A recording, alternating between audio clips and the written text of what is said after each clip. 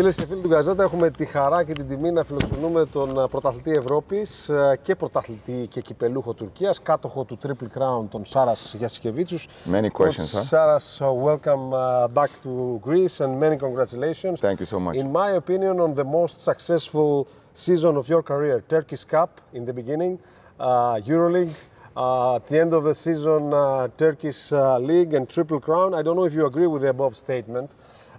At least the numbers say so. 4 of your total 20 titles as a coach were won within the last 4 months. I mean, if you talk about the titles, you must say that this is the most successful season. There's no question about that. And probably this is the season people talk about. As probably coaches think a little bit different. We know the job that we presented with, and sometimes even if you don't win the title in some situations we're incredibly satisfied with our job, or if you criticize yourself, you are not so happy. But title-wise, for sure, memories and great goes together with probably my season in Žalgiris, when we made it to the Final Four, because it was extremely important for me to do something for my home city and everything. But this is a historical season. There's no question about that. Let's jump straight to the point. With what mindset does a coach like you, who had not succeeded in the previous 5 tries in 7 years, go to the Final Four for the 6th time? I mean, did you review things you did until now that have not worked for you? Did you change tactics? Did you become different in managing players, Well, first of all, it's not good to speak about yourself, but coming to the Final Four 5 years in a row is a huge success. Exactly. And as this is what I was saying when we won the title. I'm saying I was perceived a little bit like a loser, going to the 5 Final Fours. Sure. And it's always like this in exactly. This is life, and this was saying this is not fair.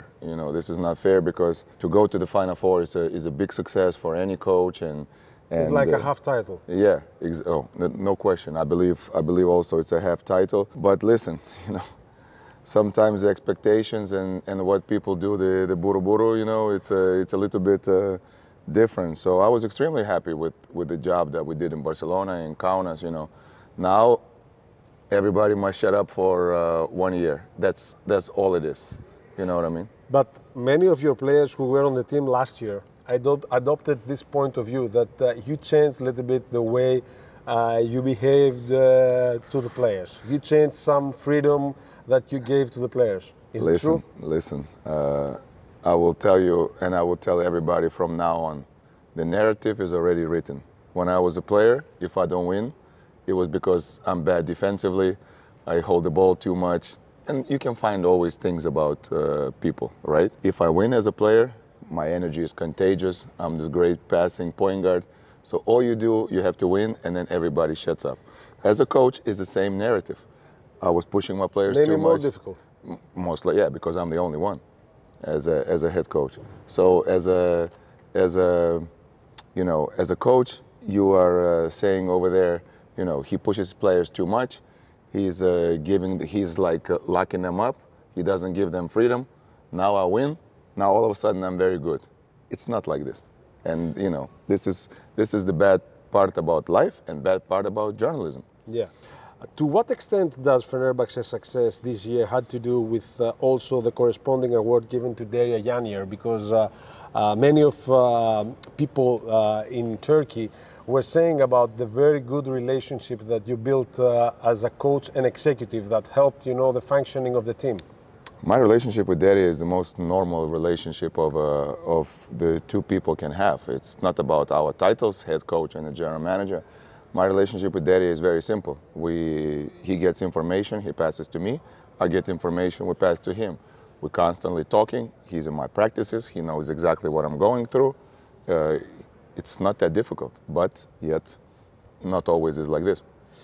Given that we learn as long as we live, what did decision teach to Coach Sharks? What you learned? Every year you must learn. This team was a less talented team, my opinion, to all of the teams that I was coaching in Barcelona. Everything is a team with the most character, the team with the best practices, the best personalities. They were able to rise up, and we went probably the most simple basketball, like the other things fell in place. The other teams also play. This is, you know, you're not on the court by yourself, and the other teams play. So some things fell in place, maybe that the other years didn't. But like I said, we will continue being ourselves as a staff, as me, myself.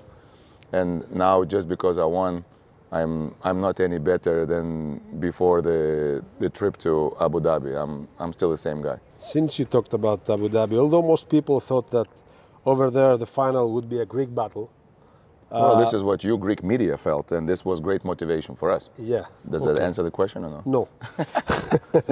It ultimately evolved into Fenerbahce-Monaco game with a huge impact from both coaches. Knowing yourself and knowing Spanoulis, what is that characterized you both legends as a players and made you stand out from the first moment as coaches? Well, I will not talk about myself. You know, I can only talk about Billy. You know what he said. Billy will always be Billy. This is the best thing about him. He's exactly what makes him successful on the court. This is what will make him successful as a coach. He will insist every day. He will work. He will watch the most video. He will fight with his players in order to get his achievements. Billy will be all right, man. Billy is Billy. Now that you have won the Euroleague and you have your first successful experience so far, what like I said, again, so bad question. Yeah. Why it's the most successful experience? Just because we won? Result-wise. Result-wise, yes. Okay. So everybody can shut up, right? Yeah. Exactly. What are the key elements a team needs to start the season with an increased chance of being a Final Four team, and what is the detail that, in your opinion, made a key role, you know, for you winning? But if you think about our season, it was opposite. We started the season bad, injuries and not finishing our roster. But maybe one of the keys is, like always, is one of the big cliché. You got to stay together, and we stuck together with the GM, with the bosses, with the players. We stuck together, and then came January. All of a sudden, we start clicking. So some additions. Exactly. There is no. You know, you just need to continue working, continue going. You know, and there's no formulas for this.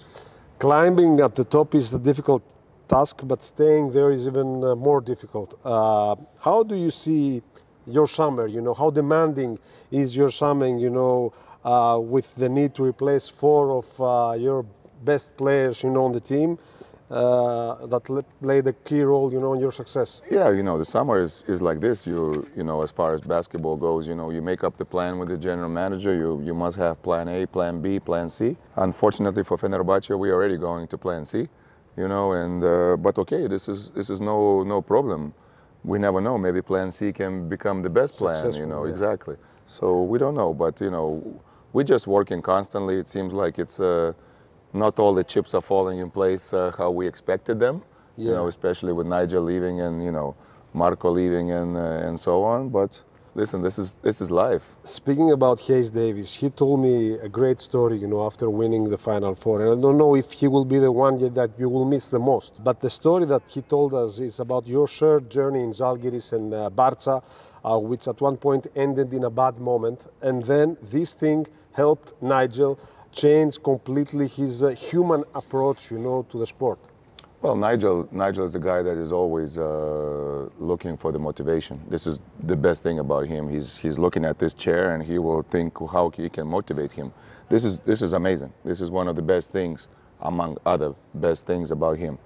I will miss Nigel the most. There's no question. He was my best player. So you know, we had developed a great friendship. You know, not even relationship, great friendship outside the court. I believe he trusts me 100%. I trust him 100%. So yeah, you know, but you know, that's life. Yeah, that's life. How do you see the changes in Euroleague? 20 teams next year, maybe 22 or 24.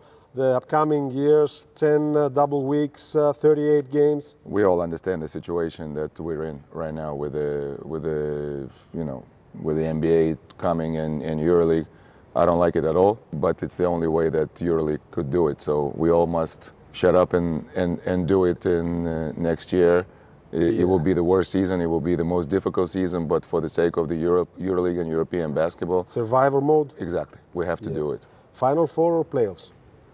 I mean, for winning. For the coach like me, for sure, it's playoffs, but you cannot do it. It's again more games, and we already over overboard. I enjoy so much spending time with the coaches because we are opponents for so many years. It's so nice to see everybody with the families. You know, everybody come with the wives and kids. Yeah. Wives start bonding, kids start going bonding. Out, drinking, have fun.